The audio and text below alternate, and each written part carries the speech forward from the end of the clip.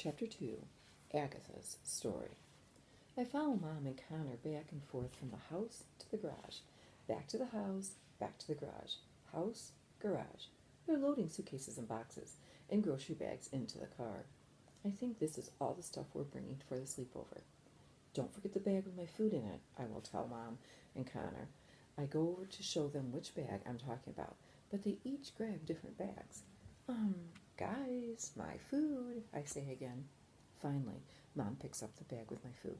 I wag my tail and start to follow her back out to the car. Ding dong. I'll get it, Connor says, racing for the front door. I think I can trust Mom to put my food in the car by herself, so I hurry after Connor. I can't wait to see who's here. But when Connor opens the front door, nobody is here. There's a box sitting on the front porch, though. Thunder rumbles in the distance as Connor and I step outside. We both gaze around the front yard and up and down the block, but there is nobody there. I lunge for the box. Sniff, sniff, sniff. I can't tell what's inside. I can't tell who sent it either. Somebody we don't know. Connor opens the box. Inside is a flashlight and 2 pieces of paper. 1, 2. I smell chocolate and bubblegum on the box, the flashlight, and the papers. What do those papers say? I ask as Connor reads one to himself. He says, his eyebrows scrunch together, and he flips to the other page. I peer over his arm. There are a lot of words on those papers. I know some of them. Who, you, are, she, has, and a. Mrs. Warner says those are sight words. Sight words are words you know when you see them. Most of the words on Connor's paper are not sight words. Let's go, Connor, Mom calls from the garage. Coming, Connor calls back. We go inside, and Connor stuffs the flashlight and the paper into the suitcase. Then we go out to the car. We pick up Connor's friend Michael on the way to school. Too bad my friend Mouse doesn't get to come, too. Mouse is not a dog. Mouse is a dog, not a mouse. He's the biggest, loudest dog on our street.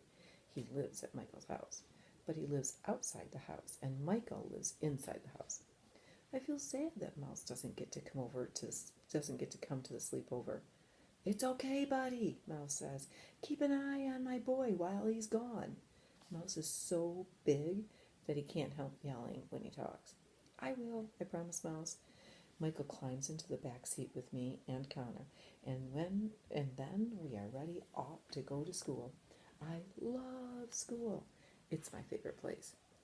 Connor and Michael don't say much in the car. Usually Connor and Michael have a lot to say to each other, but today they're very quiet. Then I notice Michael's backpack.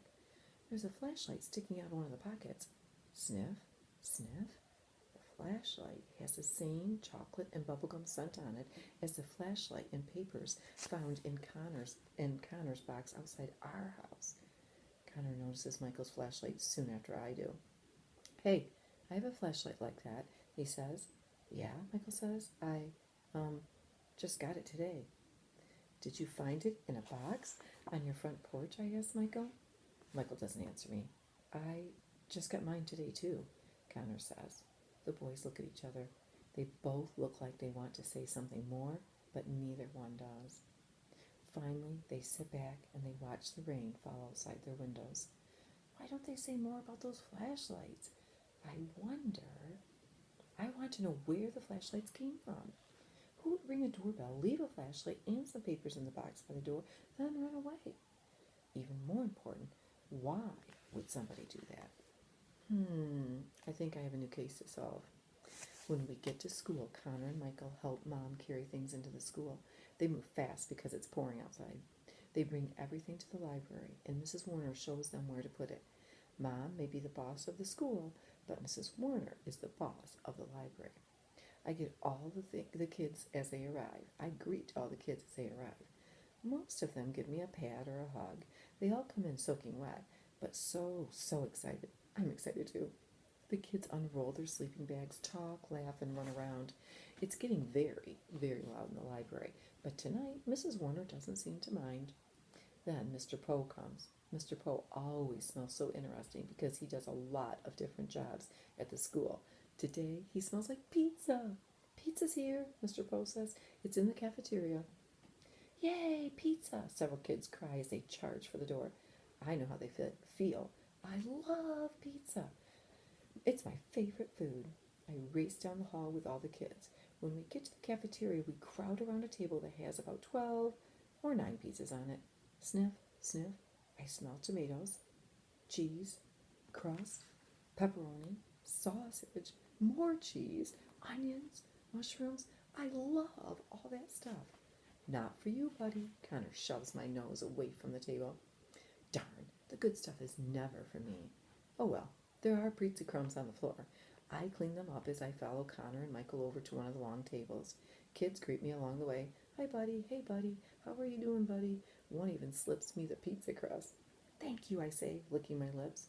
Rain pounds against the roof above the cafeteria. Lightning flashes. Thunder crashes. Several kids jump. Sniff, sniff, sniff. I smell scared kids. It's okay, I say to the kids. It's just a little thunderstorm. A girl who smells like sausage and flowers turns around and hugs me. Buddy's scared of the storm. What? No, I am not. You're the one who's scared, not me, I say, licking her cheek. Maybe if she pets me, she won't feel so scared. All of a sudden, there's a strange banging sound above us, like someone is up there pounding on the ceiling with a hammer. The cafeteria grows quiet, and everyone looks up, but the noise stops almost as suddenly as it began. Everyone goes back to what they were doing, eating, talking, or in my case, cleaning up pizza crumbs on the floor. There are a lot of crumbs under the table. I squeeze in between all the legs and feet. It's dark under here, but I don't need light to find crumbs. Hey, there's part of an actual piece of pizza. I pounce on it and gobble it up. Yum! My nose twitches. I smell something in the bag under the chair. It's not pizza. In fact, it's not food at all. But there's something very interesting in that bag, something I've smelled recently. I bite at the string on the bag, and the bag loosens enough for me to stick my nose inside. There's another flashlight in here, a flashlight that looks and smells like Connor and Michael's flashlight. What are you doing under there, buddy? Jillian asked, grabbing the bag away from me. Hey, I know Jillian. She was Kayla's friend. Kayla was my human before Connor. Is that your flashlight? I asked. Jillian, resting my head on her knee. Where did you get it? She gives me a quick pat on the head, then tightens the string on her bag without answering me. Thunder crashes again. This time the lights flicker above us. The banging on the ceiling starts again. What is that noise? A boy who smells like 3 different dogs asks. I don't think Agatha likes the storm, Mr. Poe says as he sweeps the floor behind a boy who smells like pepperoni, fish, and frogs. Is Agatha making that noise? Is Agatha making the lights blink? Jillian asks. I don't know who else could be doing it, Mr. Poe says. Do you think we'll see Agatha tonight? Dog Boy asks. He sounds like he wants to see Agatha. Maybe, Mr. Poe says with a twinkle in his eye. I've heard she likes to come out during the 4th grade sleepover. Ooh, a bunch of kids cry in delight. Tell us the story of Agatha, Mr. Poe, the girl near Dog Boy says. Yeah, tell us, Pepperoni Fish and Frog Boy says. Mr. Poe grins. I think you all know the story of Agatha, he says, swishing the broom left and right. Tell us anyway, several kids say at once. Mr. Poe checks his watch. All right, I'll give you the short version.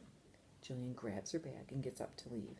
I know I should follow her if I want to solve the case of the flashlights, but I also want to solve the case of the school ghost. I crawl out from under the bench, lie down, and listen to Mr. Poe. Agatha was a girl who went to school here long, long ago, Mr. Poe says, leaning on his broom. She'd been in a fire when she was a young girl, so her face was scarred.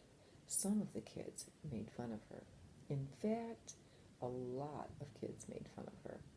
I never heard that part of the story before. That made her sad when she was a small girl, Mr. Poe goes on. It makes me sad, too. And it made her mad when she was an old woman, Mr. Poe says. Agatha always remembered how badly kids treated her in school. So after she died, her ghost returned to her old school, this school. And she still haunts the school to this very day. Have you ever seen Agatha, Mr. Poe? The girl next to Dog Boy asks. Mr. Poe, Mom cuts him off. Her hands are on her hips. Are you trying to scare the kids out of their wits? There are no such thing as ghosts, you know that. This is an old building. Things moan and creak. Sometimes we have trouble with the electricity. That loud banging is the hot water pipes. There are no ghosts here. When Mom walks away, Mr. Poe leans over the table and whispers, That's what